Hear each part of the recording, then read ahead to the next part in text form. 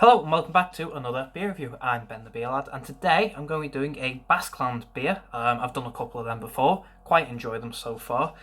This one is called Deep Dive and it is an Imperial Pastry Stout at 10.5%. There it is, and then there's the percentage. This one got from Priesttown. I don't know how much I spent on it. I bought in bulk, bought 8 beers. Only one of them is below 10%, and that's at 9.5%. So I've got myself a nice few strong beers coming up. And I kind of bought it in bulk, and it cost me about 50 quid, which is good. So yeah, I don't know how much this actually cost me, but you can kind of take a guess, can't you? Like I say, I have done Basqueland before.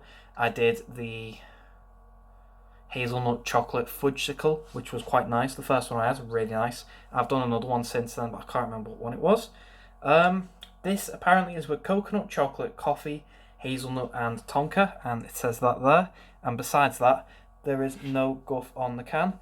The best before is October of 2023, so it's still got about half a year left. And can art looks really nice. Coral reef style thing. Can art looks really good. Anyway, let's crack it open, shall we? See what we got. Looking forward to this.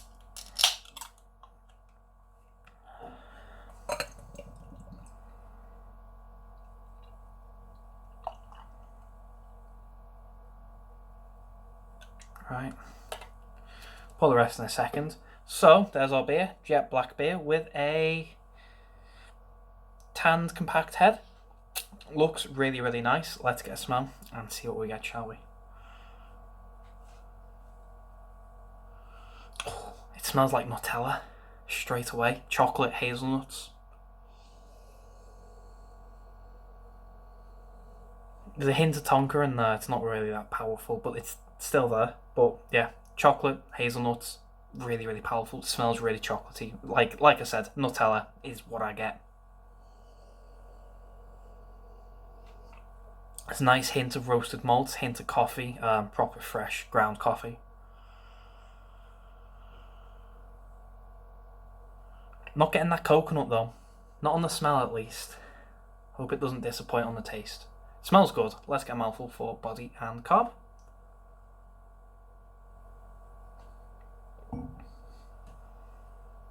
Oh, okay, that's interesting.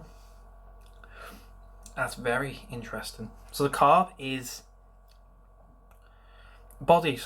medium body. Light medium body. Carb is light, but it's sharp. It's got a bit of a prickle to it, but it's light. It just caught me off guard because usually with stouts and imperial stouts, and pastry stouts, they are very, very light on the carb and very heavy on the body. This is a light medium body with it's light carb, but it's still got a sort of tingle and a bit of a prickle to it. So it sort of threw me off guard a little bit. It's strangely dry as well.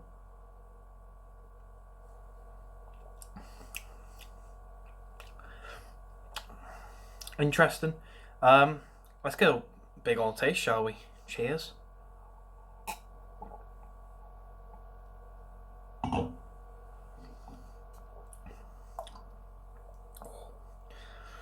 I'll tell you what, Basqueland are doing something different over there. That's my own fault, that. They're Spanish, I believe. They're either Spanish or Mexican. I can't really make it out. But they're doing something different over there. Because this is strangely... It's a good beer. It's just got a strange way about it. It's sort of flicking between, pardon me, different sort of styled chocolate bars, if you get what I mean. So it starts off, and all I can taste is Nutella. Like, it's like getting a jar and just eating a jar of Nutella. Doesn't have that sort of consistency to it. It's not thick enough for me to think that, but the taste is there for Nutella. Adds that for a couple of seconds, moves on. It feels like I'm eating a Bounty. It's got the coconutty, chocolatey taste to it, and it is just that. So it goes from one, changes instantly to another. That is very, very nice. chocolate sort of dies down, but it's still there. And it moves on to this coffee roasted malts flavour. Usually that's your first flavour. I'm going backwards. Usually that's your first flavour and start off, but it's towards the end this, which is strangely, it's different. Coffee and roasted malts don't tend to be towards the end of your beer. They tend to be your first flavours. Get your dark, rich flavours there and out the way, but they're not. It's got your sweet there. Moves on, it's sweet and sort of coconutty there, and then it that chocolate fades away. It's still there, still lingering, but you got this coffee, roasted malts, dark, rich flavour towards the end. It's very, very interesting.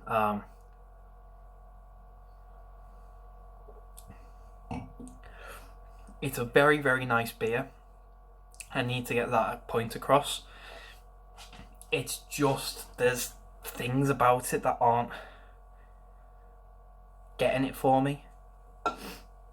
So, flavour, I think the flavour is bob on. I think it's very, very interesting, very nice. That just, it's not even a fade into the next flavours. It's just a cut like that. You got this nice chocolate Nutella, then bang, you've got a Bounty in your mouth, and then bang, you've got dark roasted coffee and roasted malts, and that's great. Towards the end of the beer though, you've got that metallic can metal taste, that tinny taste, and it's not subtle, it's sort of abrupt, and it sort of takes you by surprise, and I don't like that. And obviously that's not what they were planning to do with the beer. It's just how it happened. It's just got in there somehow.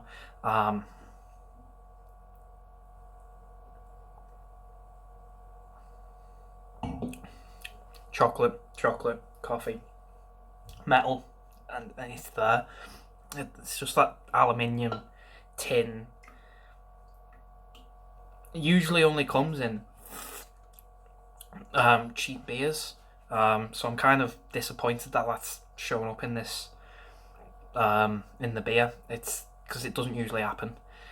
But there's this metallic taste to the end, and it sort of throws off the whole thing because you have this really nice flavourful beer, and then just sort of cuts it off with that metallic taste. There's that. I don't think the body and the carb are the right consistency for the beer. I think the body's too light and the carb is too sharp. Even though it's light carb, it's just that initial drink, that initial sip. Each time it's sharp and it kicks you, and then it quickly fades away. But it's a bit too much for a stout, for a Imperial Pastry Stout. It's a bit too much. Body, again, it's light medium body. I'd expect at least a medium to full body, especially for an Impy Stout. It's what you expect. And I do like that brewers and try and change it up and give you different things. But it just, for me, isn't the right consistency for it. For chocolate, coffee, coconut, what else is there? Hazelnuts, tonka. It's not the right. It needs to be thick. It needs to be a full body, or a medium full body at least. But like I say, flavour's bang on. I think the flavour's great, except that end bit. Body and carb. It's too different. It's too light on the body, too sharp on the carb. That's the negatives for it. 10.5 is very well hidden. I will say that. Very, very well hidden, and I do like that. There's no hint to it at all. It just doesn't exist in this beer.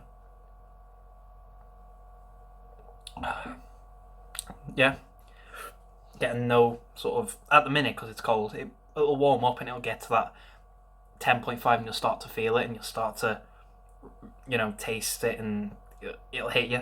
But in cold temperatures, it's very, very well hidden. It's just that metal at the end and the body and carb, it's just not doing it for me.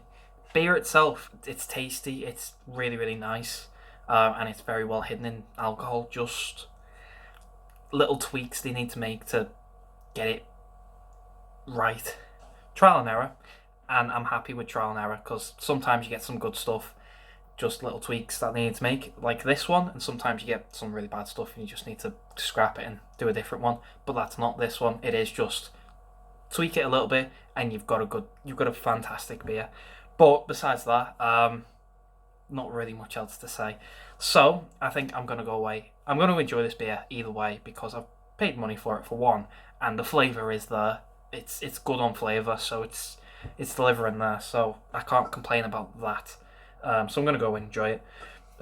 Pardon me. So Basqueland's Deep Dive Imperial Pastry Stout. Out of 10, I think I'm gonna give it another mouthful, and then I'll give it a rating.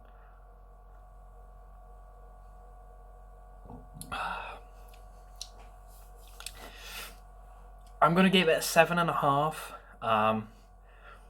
It is just them 3 points: body, carb, and that metal at the end, that tin aluminium can taste. It's that's really knocking it down for me. I think even if the body was full bodied, I'd probably put it to about an 8.5. But it's just there's quite a lot there that just doesn't work for me. That sort of knocked it down. Like I keep saying, flavour's bang on, but everything else around it doesn't work. But it's the flavour that really is keeping it up, and the 10.5 is being well hidden. That's sort of giving it the life raft that it needs, to be fair.